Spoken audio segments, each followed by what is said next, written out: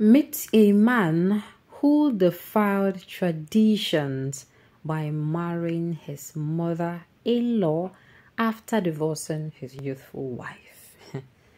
Things they happen, oh, things what be that name of a song? Things that always happen in everything you talk. You lose in detail. Mothers-in-law should certainly have a place in their child's life even after they get married.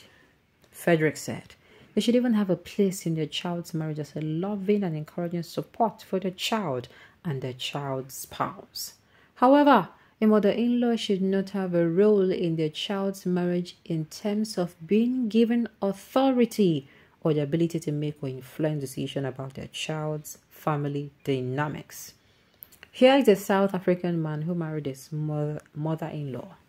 A South African guy named Sisifo, who was 52 years old at the time, fell madly in love with his mother-in-law a few years ago. He made a decision to wed her, surprising and upsetting both his wife and his 1-year-old son. The 19-year-old daughter, Ntobeko, was happily married for more than 2 years before her mother, Fundi Lesatidi, fell in love with Sisifo, 22, when she visited the young couple in KwaZulu, Natal, to take care of the ailing son-in-law. The romance continued to blossom even after Fundi left for home in Durban, where they were talking for hours over the phone, sources said. Fundi's husband worked in Johannesburg factory, giving enough opportunity for clandestine meetups. When her husband discovered the affair, he abandoned her with nowhere to go. The woman moved into the daughter and son-in-law's home, dealing the marriage a fatal blow. While she was visiting and taking care of her daughter's husband, the 52-year-old mother began an illicit relationship with him. The rivalry between them grew ferocious, and the son-in-law ultimately drove his wife out of the house. On Valentine's Day, Sisifo and Fundi were wed in a judicial ceremony. I hate to break it to you guys. For those who be saying that they be Christian, I don't know if this part of what I'm about to say is also in the Quran, but the days are here. You see those days when they say mother will be against daughter and daughter will be against mother. Father will be against son and son will be against father. Because tell me, what kind of taboo is this? Your daughter's husband. And what exactly? I would really like to hear the story. What made him fall in love and get married to a mother of a child? Like, I don't understand. How? The more I try to look at it, the more, what exactly? Huh.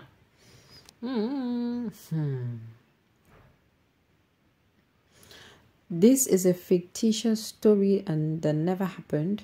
However, it is a big lesson for us to learn, and as society migrates from our traditions to embrace Western values. My dear, it is no fictitious story, because here, except they want to tell me this is a movie, because I'm seeing in this picture here a very young man with an old lady. The young man is in a suit like he's about to wed, and the woman is in a wedding gown. Except they won't tell me, say this is actually a movie. And of course, I'm saying the environment is like a church-like environment with people around. So, these things, I no doubt I'm safe here, Punsha. I know this thing, nothing they shock me again. I don't tell them, nothing they shock me.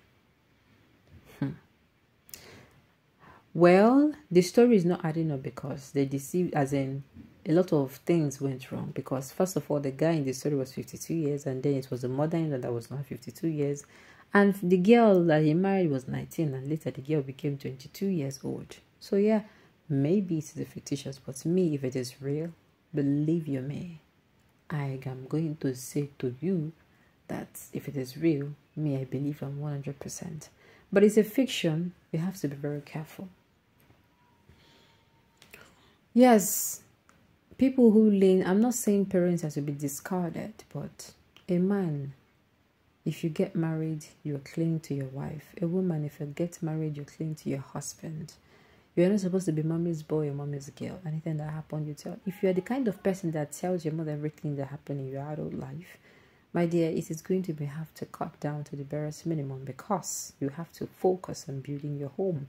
There should be no third party in your home. And yes, your mother and father, they are third parties. Except the marriage you are going through is an abusive one. I'm not saying discard them, but they are not. It is not everything that happens that you tell them. They ask you, how is your husband? How is doing? Well, is fine. How is your wife? Oh, she's good. She's good. She's good.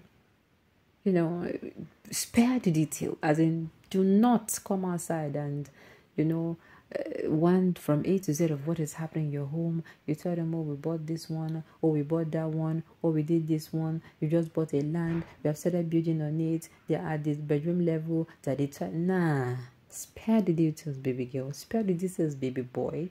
Do not have a third party. And of course, the same way, friends. Some people also replace parents with friends in their marriage. People will be saying in future they don't they married before them, or they understand. You come and say, no. This is also a third party. Let God be the only party in this your marriage. God, you and your husband. Like I said, except it is a case of abuse, the man, they abuse the woman, or the woman, they abuse the man. Now in that time, if you can talk about, but still yet, be there because of the kind of society we live in, Africa, as in, men find it difficult to speak out when their wife is abusing them. Yeah, I've often seen marriages where the man has been suffering from abuse for time. The abuse might be psychological abuse, or emotional abuse, and, or even physical abuse. The man will be talk. Why? They will tell me, say, why? Why, as in, whether na mine, I be maybe say, woman, they do it and they abuse me, Take home point is, make sure you're careful in your marriage. Make sure your eyes are opened. And even before you get married to this person, make sure you look the person. Make sure you're not deceived. Because, my dear, make sure you're not deceived. Notice anything you're not going to be able to put up to, my dear. A broken relationship is better than a broken marriage. You end it. Make everybody go their separate ways. Okay.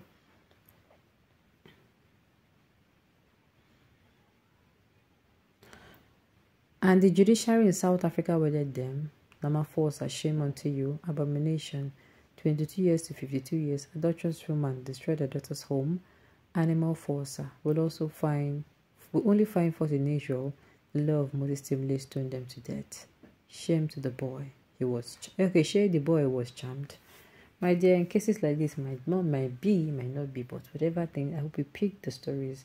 We pick the lessons from this and then from it. Alright, on this note, you have come to the end of the news. We say thank you for tuning in to listen. Until I come your way next time, enjoy the rest of